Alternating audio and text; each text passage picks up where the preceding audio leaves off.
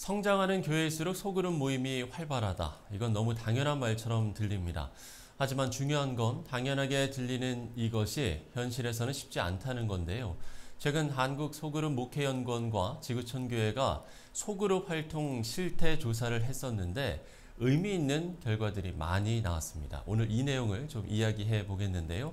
한국 소그룹 목회연구원 대표 서현교회 이상화 목사 스튜디오에 모셨습니다.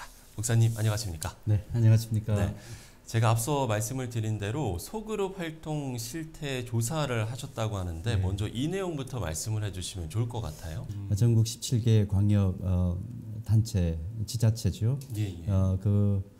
흩어져 있는 만 19세 이상 개신교인들 가운데 소그룹 활동을 실제적으로 하는 1000명을 대상으로 금년 4월 24일에서 5월 3일 목회 데이터 연구소에 의뢰해서 조사를 했습니다. 그럼 먼저 이 조사하신 내용들을 한번 좀 훑어볼까요? 소그룹에 정기적으로 참여하는 성도들의 교회는 84%가 우리 계속 성장하고 있어요. 이렇게 대답을 했습니다. 소그룹의 영향이 굉장히 큰 거죠. 그리고 매주 이제 소그룹 모임하는 것이 이제 교회 부흥과 직결된다 하는데 특별히 대면 모임 중심으로 하는 소그룹이 훨씬 더 교회 성장에 기여를 하고 있다는 것도 확인을 했습니다. 또 중요한 것은 모임 장소인데요. 확실히 옛날하고는 달라졌습니다. 옛날 구역 모임 할 때는 각 가정에서 흩어져서 모였는데 매주 소그룹에 참여하고 있다 그렇게 응답한 분들 가운데 64%가 교회에서 모인다. 이렇게 대답을 하더라고요. 근데 그건 좋은 것 같습니다. 교회 자체가 그냥 빈 공간으로 남겨지는 게 아니라 아주 효과적인 교제의 장으로 또 말씀 나눔의 장으로 활용되고 있다는 것도 좋았고요. 그리고 소그룹 중요도 인식이 2022년도에도 우리가 조사를 했거든요. 조사를 했을 때는 소그룹 중요도 인식을 37.6%가 중요하다 그렇게 대답을 했는데 이게 70.7%로 늘어났습니다. 그러니까 엔데믹이 되면서 더 친밀함을 유지하는 데 있어서 소그룹이 중요하다 그렇게 보인 것이요. 그 다음에 이 참 재미있는 이제 요 데이터인데. 적당하다고 한번 모였을 때 소그룹 모임 적당하다고 생각하는 시간이 어느 정도입니까? 평균 1시간 20분 나왔습니다. 1시간 20분이요? 예, 80분. 그러니까 만약에 인도자가 열정이 있다고 해가지고 막 2시간 해버리고 그러면 또 어느 날은 또 한 30분, 40분 해버리고 들쭉날쭉하는 소그룹 좋지 않다 이렇게 보는 것 같습니다. 그리고 소그룹 편성의 기준도 가만히 보니까 과거에는 이제 여러 가지 이제 기준 가운데 지역 우선이었거든요. 그런데 연령대끼리 모이면 좋겠다. 이게 압도적으로 많았습니다. 거의 75%가 응답자들이 연령별로 모였으면 좋겠다. 이 아무래도 같은 관심사를 가지고 라이프 사이클이 비슷한 분들이 모이면 훨씬 효과적이다. 그렇게 대답을 한 거 보았고요. 그 다음에 소그룹이 한번 이제 편성이 되면 언제까지 계속 가야 되느냐. 이게 굉장히 지금 목회자들도 의아하고 어떻게 해야 되나 고민이 많을 텐데 평균이 나왔습니다. 궁금하네요. 1.8년. 1년 8개월 정도. 생각보다 좀 긴데요. 그러니까 우리 소그룹 이제 전문 사역자들도 계속해서 그 얘기를 해왔습니다. 2년이 지나가면 서로가 서로를 너무 잘 알기 때문에 역동성이 떨어진다 그 얘기를 해왔거든요. 근데 그 객관적으로 증명이 된 셈입니다. 중요한 게 코로나 때나 그 이후에도 계속 성장하는 모습을 보인 교회들의 바로 이 소그룹 활동이 활발한 교회다 이런 공통점이 있다고요. 네, 아무래도 이제 결국 소그룹을 이렇게 부르기도 하거든요. 교회 안에 또 하나의 작은 교회, Church in Church 이렇게 부르기도 합니다. 그래서 그 교회 안에 또 하나의 작은 교회로 일컬어지는 이 소그룹의 역동성이 있으면 그 역동성이 자연스럽게 선한 영향력을 미친다는 거죠. 그런 점에서 이제 교회가 계속 성장을 하는데, 근데 그런 소그룹의 역동성을 유지하기 위해서 제일 중요한 게 뭐냐 하면 두 가지가 딱 나왔는데요. 하나는 반복적인 소그룹 리더를 위한 훈련이 있었다는 겁니다. 그들을 향해서 교회 자체든지 아니면 담임 목회자들께서 지속성 있게 정기적으로 그들에게 흔들 수 있는 깃발 그리고 또 가슴이 뜨거워질 수 있도록 동기부여를 잘 해줬다 하는 그게 이제 특징이고요. 또 하나는 뭐냐 하면 정기적인 모임을 계속했다. 뭐 한 주에 한 번이든 최소한 2주에 한 번이든 어쨌든 모임의 횟수는 다르다 하더라도 정기적인 모임을 계속하는 소그룹이 있는 교회는 성장했다. 이것이 결과였습니다. 사실 이제 우리가 코로나 이전에는 그 비대면 예배라는 게 익숙하지가 않았었는데 코로나 이후에는 사실 뭐 비대면 예배가 익숙해진 분들도 많고 그리고 실제적으로 또 비대면으로 모임을 하는 경우들도 많지 않습니까? 네. 소그룹 모임의 경우는 글쎄 어떻게 하면 좀 좋을까요?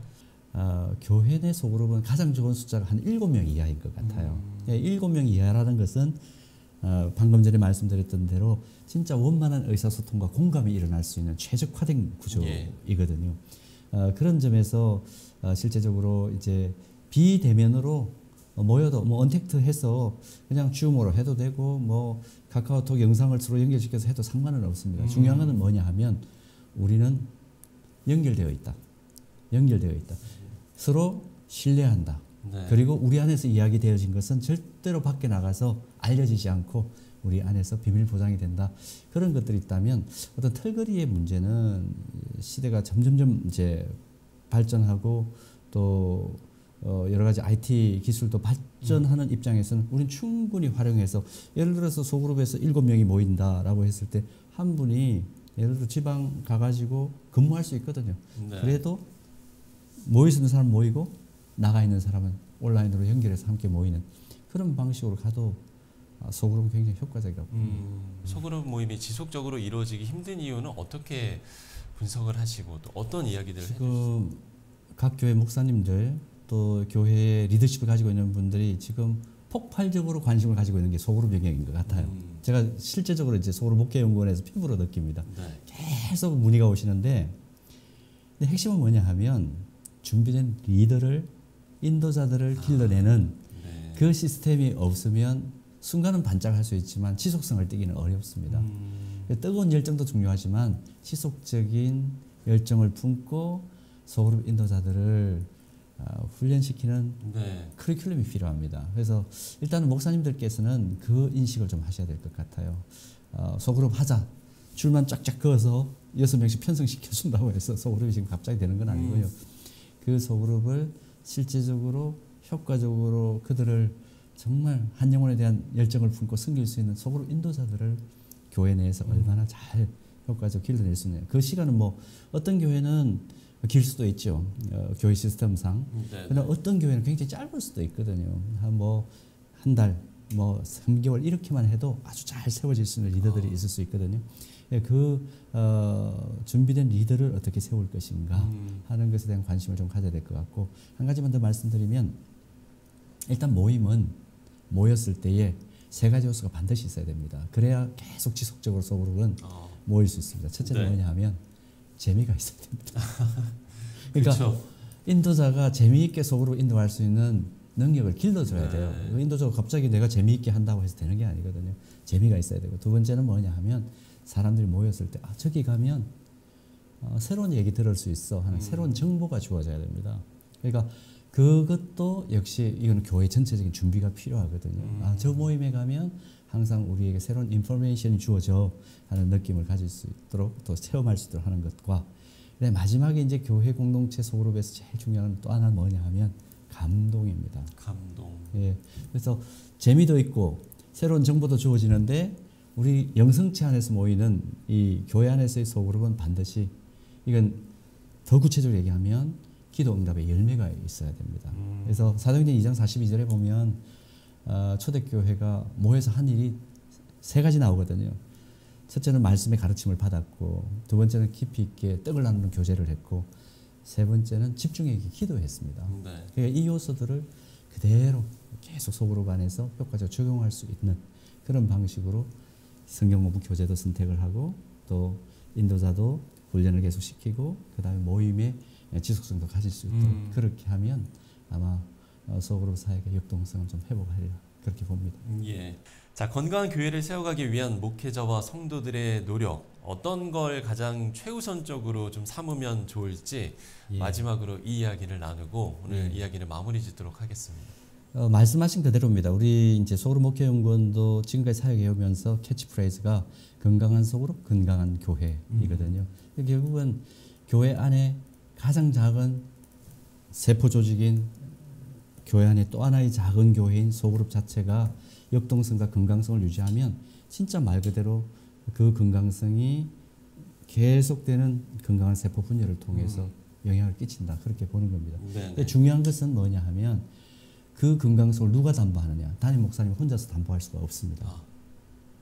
그 소그룹을 감당하고 있는 리더들에게 거의 달려 있습니다. 그러니까 이 리더들을 어떻게 마음을 같이 해서 함께 건강한 소그룹 사역을 할 수 있도록 변환시키느냐, 전환시키느냐, 또 성숙시키느냐, 여기에 좀 초점을 맞춰야 그래야 건강한 소그룹 사역을 통해서 건강한 교회 성장을 이루어낼 수 있을 거다.